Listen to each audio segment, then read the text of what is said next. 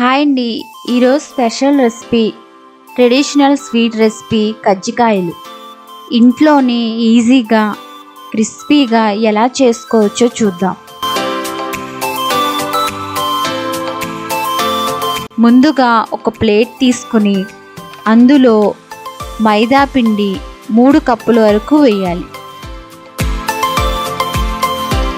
ఒక పావు కప్పు బొంబాయి రవ్వ వేసుకోవాలి. బొంబాయి రవ్వ వేయడం వల్ల కజ్జికాయలు క్రిస్పీగా వస్తాయి. తర్వాత కొంచెం టేస్ట్కి సరిపడా కొద్దిగా సాల్ట్ వేయాలి.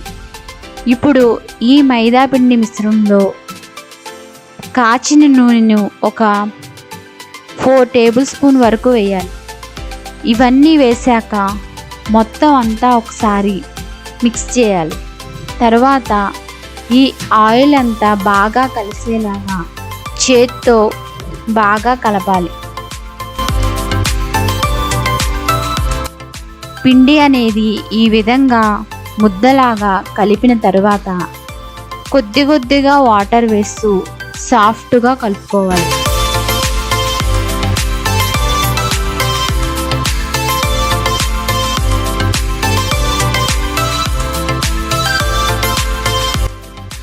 ఇలా కలిపిన తర్వాత పిండి అంటుకోకుండా కొద్దిగా ఆయిల్ వేసి ఒక అరగంట నాననివ్వాలి.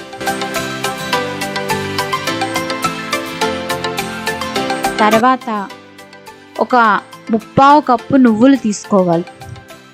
స్టవ్ మీద ప్యాన్ పెట్టుకుని హీట్ అయ్యాక నువ్వులు వేసి లో ఫ్లేమ్లో ఫ్రై చేసుకోవాలి. వీటిని దగ్గర ఉండి ఫ్రై చేసుకోవాలి, లేదంటే ఈ నువ్వులు మాడిపోతాయి. ఇలా ఇవి కొంచెం కొంచెం కలర్ చేంజ్ అయ్యేదాకా వేపుకుని చల్లారాక మిక్సీలో వేసుకోవాలి.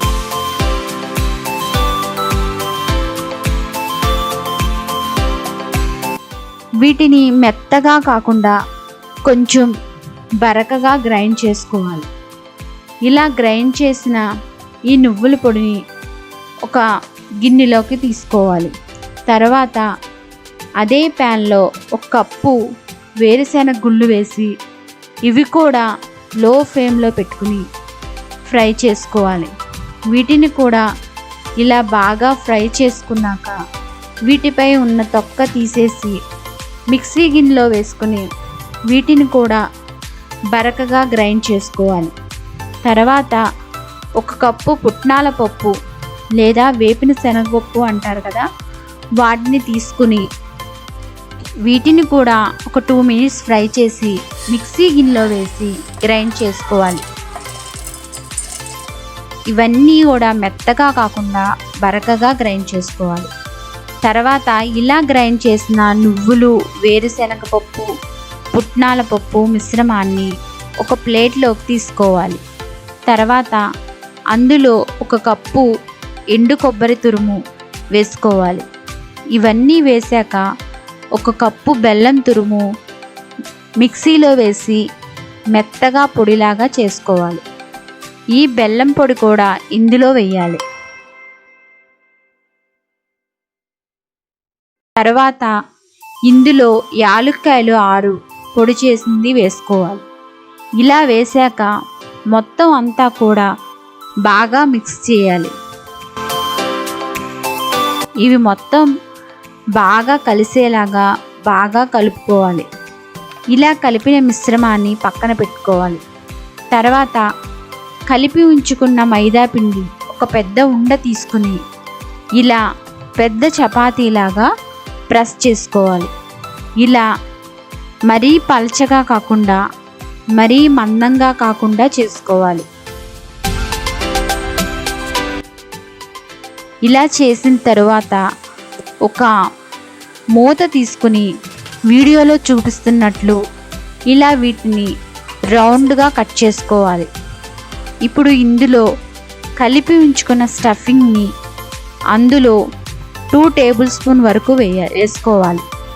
తర్వాత అంచుల చుట్టూ వాటర్తో తడుపుకుని ఈ స్టఫింగ్ని బయటికి రాకుండా ప్రెస్ చేస్తూ హోల్డ్ చేయాలి. తర్వాత ఇలా స్పూన్తో డిజైన్ లాగా చేసుకోవాలి. ఇలా వీటినన్నింటినీ ఇలా చేసుకున్నాక స్టవ్ మీద కడాయి పెట్టుకుని డీప్ ఫ్రైకి సరిపడా ఆయిల్ వేసి మీడియం ఫ్లేమ్లో పెట్టుకుని హీట్ అయ్యాక వీటిని ఒక్కొక్కటి వేస్తూ ఫ్రై చేసుకోవాలి.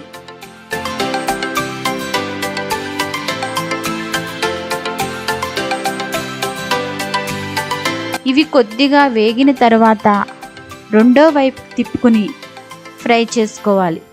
ఇలా ఇవన్నీ కూడా గోల్డెన్ బ్రౌన్ కలర్ వచ్చేదాకా ఫ్రై చేసుకోవాలి.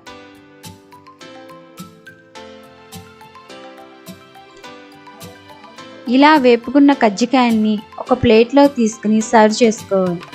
అంతేనండి, ఎంతో టేస్టీగా ఉండే కజ్జికాయలు రెడీ.